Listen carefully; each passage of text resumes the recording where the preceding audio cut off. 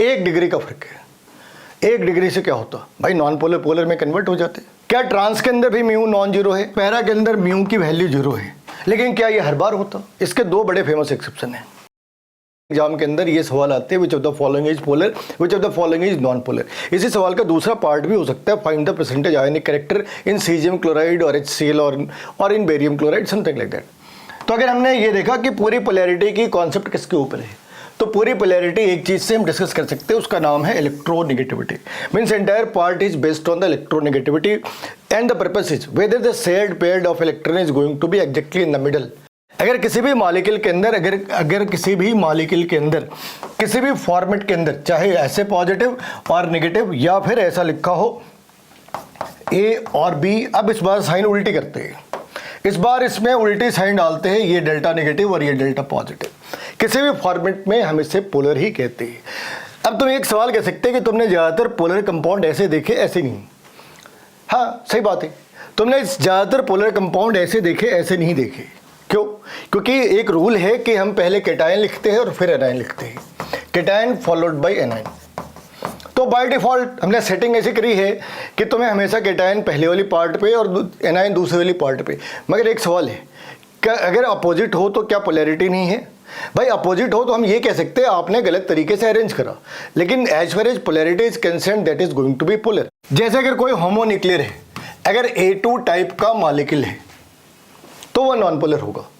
अगर कोई A2 type molecule है या होमोन्यूक्लियर है, अगर कोई होमोन्यूक्लियर मॉलिक्यूल है और तुम्हारे पास काफ़ी टाइम है तो तुम इसे कैलकुलेट कर सकते हैं, अदरवाइज सीधा homonuclear molecules are non polar in the nature. ये हमेशा non polar in the nature होते हैं। तो क्या अपोजिट सच है? अपोजिट बोले तो क्या AB टाइप मॉलिक्यूल हमेशा पोलर होते क्या? तो आंसर है ये पोलर हो भी सकते हैं और ये पोलर नहीं भी हो सकते हैं, ये नॉन पोलर भी हो सकते हैं। तो यहाँ पे डिबेट अपने दोनों एंड के साइड पे ओपन है, पोलर भी हो सकते, नॉन पोलर भी हो सकते हैं। अब कैसे? भाई यहाँ पे आपने कहा डेल्टा EN की वैल्यू 0 है, इसलिए ये नॉन पोलर है। चलो एक्सेप्ट करा इस बात को। चलो जी, हमने आपकी ये बात मान ली कि ये नॉन पोलर है, जो डिफरेंस ऑफ इलेक्ट्रोनेगेटिविटी है that is going to be 0 and because it's a 0 electronegativity so it can not be polar. But what is going to be the logic in the case of AB? Definitely there is the gap of electronegativity. It may be very close to 0, but it cannot be 0 when it is heteronuclear molecule. तो फिर आप इसमें polar और non polar की बात क्यों कर रहे हैं? अगर ये हेटेरोन्यूक्लियर मॉलिक्यूल है तो इसमें पोलर और नॉन पोलर की बात कहाँ से आ गई? It should be always polar. मगर आंसर है कि भाई इस वाले केस में 2 चीज़ें हैं। इस वाले केस में इलेक्ट्रोनेगेटिविटी है, सिमेट्री है और इसके साथ साथ प्रेजेंस ऑफ लोन पेयर है। प्रेजेंस ऑफ लोन पेयर किस वाली साइड पे लोन पेयर? तो सेंट्रल एटम के ऊपर। ध्यान रखना, आजू बाजू वाले एटम के पास है या नहीं है ये मैटर ही नहीं करता, पड़ोसी के पास कितने पैसे हैं इससे तुम्हें क्या लेना। तो अगर difference of electronegativity should not be 0, किसके लिए? अगर पोलर कंपाउंड्स हमने जनरेट करने हैं तो AB वाले कंपाउंड में तो ये पार्ट है, तो फिर यहाँ पे होनी चाहिए। आंसर है इसके बाद भी एक कंडीशन है। कंडीशन क्या है कि सिमेट्री मेंटेन करी। क्या सिमेट्री मेंटेन कैसे करा? सिमेट्री मेंटेन करने का तरीका क्या है? सिमेट्री कुछ इस तरीके से मेंटेन करा। सपोज अपने पास एक हाइब्रिडाइजेशन है जिसमें A और इस वाली साइड पे सपोज अपने लगा ली B और B। अगर ये प्रॉपर सिमेट्री के अंदर है तो ये नॉन पोलर होने हैं, लेकिन अगर इसकी सिमेट्री डिस्टॉर्टेड है, अगर ये सिमेट्रिकल है तो नॉन पोलर होने हैं, लेकिन अगर इसकी सिमेट्री डिस्टॉर्टेड है तो ये पोलर होने हैं। अब तुम एक सवाल कर सकते कि क्या तुम्हें सपने आएंगे ये पता करने के लिए कि ये पोलर है, ये सिमेट्रिकल है या नॉन सिमेट्रिकल है? इसके जो अनसिमेट्री है इसका आइडिया तुम्हें कैसे लगेगा? तो इसका आइडिया हमें लगता है प्रेजेंस ऑफ लोन पेयर से। इसका आइडिया हमें लगता है प्रेजेंस ऑफ लोन पेयर से। अगर लोन पेयर है तो फिर इसके अंदर डिस्टॉर्शन इन द ज्योमेट्री होनी है, और अगर चीज़ें डिस्टॉर्ट हो गई तो पोलैरिटी होगी। पोलैरिटी का मतलब है इलेक्ट्रॉन जहाँ पे होने चाहिए उससे वो आगे पीछे हो जाते हैं। अब वो जिस सरफेस के करीब गए वहाँ पे उसने नेगेटिव चार्ज क्रिएट करी और जिस सरफेस से दूर हो गए वहाँ पे पॉजिटिव चार्ज क्रिएट करी। इतनी छोटी सी कहानी है। लेकिन ध्यान रखना अभी जो कुछ भी पढ़ रहे हैं वो ABX टाइप के मॉलिक्यूल के लिए पढ़ रहे हैं। किसके लिए पढ़ रहे हैं? ABX टाइप के मॉलिक्यूल के लिए पढ़ रहे हैं। ये सारी बातचीत ABX टाइप के मॉलिक्यूल के लिए है। हम लोगों ने A2 के बारे में पढ़ लिया, ये हमेशा ही नॉन पोलर होते हैं। अगली वैरायटी है ABX, उसके बाद की वैरायटी है ABCX, और आगे जितनी तुम्हारी श्रद्धा हो लिख सकते हैं, लेकिन बेसिकली दो पार्ट में डिवाइड कर सकते हैं, ABX और ABCX। तो ये सारी बातचीत हो रही है ABX के कॉम्परेटिवली। अब एक एग्जांपल देखते हैं, C double bond O, C double bond O। भाई इसके पास तो पोलैरिटी है ना, इनके पास तो पोलैरिटी है। ये अप्रॉक्स 2.4 इलेक्ट्रोनेगेटिविटी का है, ये अप्रॉक्स 3.5 की है। तो यहाँ पे तो काफ़ी गैप है, तो ये होने चाहिए थे नॉन पोलर, ये होने चाहिए थे पोलर, लेकिन क्या है, ये वेक्टर एडिशन है। जो पोलैरिटी है इट्स ए वेक्टर एडिशन, और जहाँ पे तुमने इसे वेक्टर एडिशन कहा वहाँ पे ही प्रॉब्लम क्रिएट हो जाती है, क्योंकि यहाँ पे जो साइन है वो साइन जनरेट कहाँ से होने हैं? Electropositive to electronegative, electropositive to electronegative. तो इसमें ये साइन इस वाली साइड पे और इसमें ये साइन इस वाली साइड पे, ये जो इसके बीच में एरो सा बनाते हैं, ये इसको रिप्रेजेंट करने का तरीका है। अब क्या है, दोनों की मैग्नीट्यूड एक जैसी है, साइन अपोजिट है, तो ये एक दूसरे को कैंसिल कर रहे हैं, और यहाँ पे म्यू की वैल्यू आ गई 0, क्योंकि इन दोनों ने एक दूसरे को इंडिविजुअली, दोनों बॉन्ड पोलर थे, लेकिन ओवरऑल ये कंपाउंड नॉन पोलर है, क्योंकि इन्होंने एक दूसरे की जो वेक्टर फॉर्म थी उसको कैंसिल कर दिया, एक दूसरे के इफेक्ट को न्यूट्रलाइज कर दिया। तो ये चीज़ें हर जगह होती, आंसर है हर जगह होती। अगर तुम SO3 की बात करो ये नॉन पोलर है, लेकिन अगर तुमने SO2 की बात करी ये पोलर है। हाँ, ये हो सकता है कि इनकी पोलैरिटी में जो डिफरेंसेस है बहुत ज़्यादा ना हो, मगर नहीं है ऐसा नहीं हो सकता। दो चीज़ें हो सकती है, mu is equal to 0 and mu is equal to close to 0। दोनों में फ़र्क है। म्यू 0 है इसका मतलब नॉन पोलर है, और अगर क्लोज टू 0 है तो कह सकते हैं ये पोलर है। हाँ, बहुत ही मरा हुआ टाइप का पोलर हो सकता है, लेकिन है तो सही। तो यहाँ पे SO2 में क्या तकलीफ आ जाती है वो देखो। SO2 में टेक्निकली होना क्या था कि यहाँ पे ऑक्सीजन है, इस वाली साइड पे भी ऑक्सीजन है, मगर यहाँ पे एक लोन पेयर है। किसकी लोन पेयर हमने कंसिडर करी? सल्फर की लोन पेयर, जो सेंट्रल एटम है उसकी लोन पेयर कंसिडर करी, और वहाँ से डिसाइड करा कि ना जी हमें तो सेंट्रल एटम के ऊपर कोई लोन पेयर नहीं चाहिए, बाजू आजू बाजू हो तो चलता है, लेकिन सेंट्रल एटम के ऊपर है। तो क्या हुआ? अगर हुआ तो पहले क्या है, इन दोनों ने एक दूसरे को रिपेल करा, और जिस एंगल पे ये एक दूसरे को कैंसिल कर रहे थे, अब वो एंगल एक दूसरे को कैंसिल करने के लायक रहा नहीं। ठीक है, तो यहाँ पे पहले क्या था, ये इस तरीके से थे, और जो म्यू है इट्स ए वेक्टर क्वांटिटी।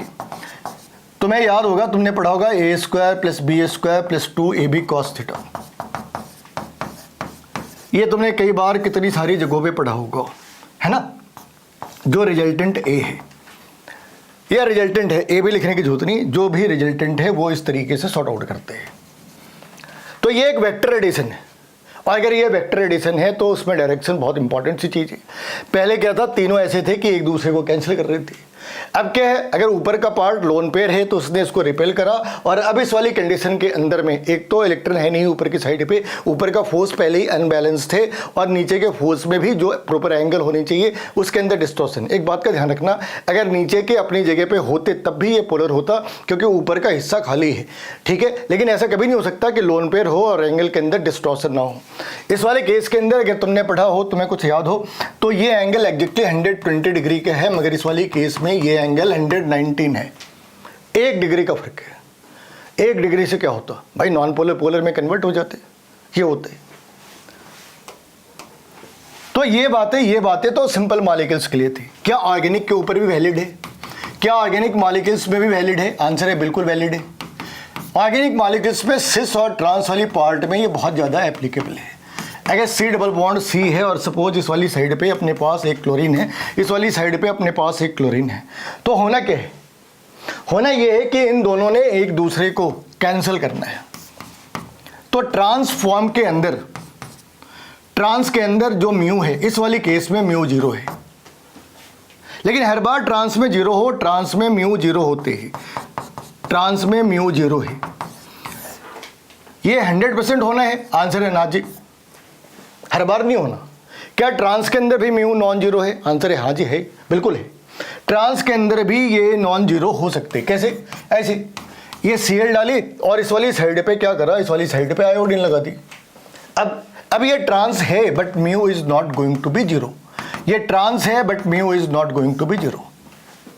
क्यों? क्योंकि भाई यहाँ पे जो पोलैरिटी है, चलो ठीक है कि हमने डायरेक्शन अपोजिट कर ली, मगर यहाँ पे जो मैग्नीट्यूड है अगर हम उसे A लेते हैं तो ये B है। तो A minus B it can be very close to zero but A minus B can not be zero.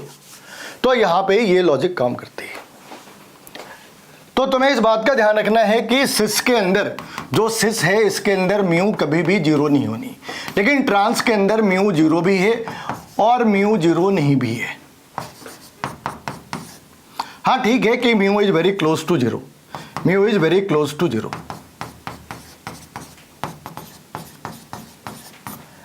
क्या ये बातें पैरा कंपाउंड्स के ऊपर भी एप्लीकेबल है? आंसर है ये कंपाउंड्स, पैरा कंपाउंड्स के ऊपर भी ये चीजें एप्लीकेबल है। कैसे? तो अगर तुमने यहां पे Cl डाली और यहां पे Cl डाले तो ये नॉन पोलर नहीं हो सकता। अगर तुमने इस तरीके से चीजों को करा है तो ये नॉन पोलर नहीं हो सकते। क्यों भाई? इस वाली साइड पे है और ये इस वाली साइड पे है, तो इनका रिजल्टेंट कुछ इस वाली साइड पे जाना चाहिए। लेकिन अगर तुमने इसको इस वाली फॉर्म पे डाला, इस वाली फॉर्म पे डाला, ठीक है, तो ये जो पैरा फॉर्म है इनमें म्यू की वैल्यू जीरो हो जानी है, इनमें म्यू की वैल्यू जीरो हो जानी है। तो हम लिख सकते हैं ऑर्थो और मेटा के ऊपर म्यू की वैल्यू जीरो नहीं होनी है। तो अगर अलग मॉलिक्यूल्स है तो they are suppose to be polar molecule, mostly polar molecule होते हैं। पैरा के अंदर म्यू की वैल्यू जीरो है, लेकिन क्या ये हर बार होता? फिर से वही सवाल कि क्या ये हर बार होता? तो आंसर है भाई एक्सेप्शन तो हर रूल के होते, इसके भी होने चाहिए। तो इसके कौन से एक्सेप्शन है? इसके दो बड़े फेमस एक्सेप्शन हैं। इसके दो बड़े फेमस एक्सेप्शन हैं। एक ये मॉलिक्यूल,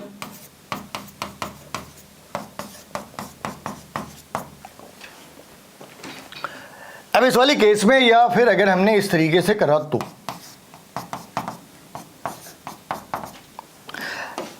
अगर ये सिर्फ ऑक्सीजन के साथ होते ना तो एंगल है 180 डिग्री।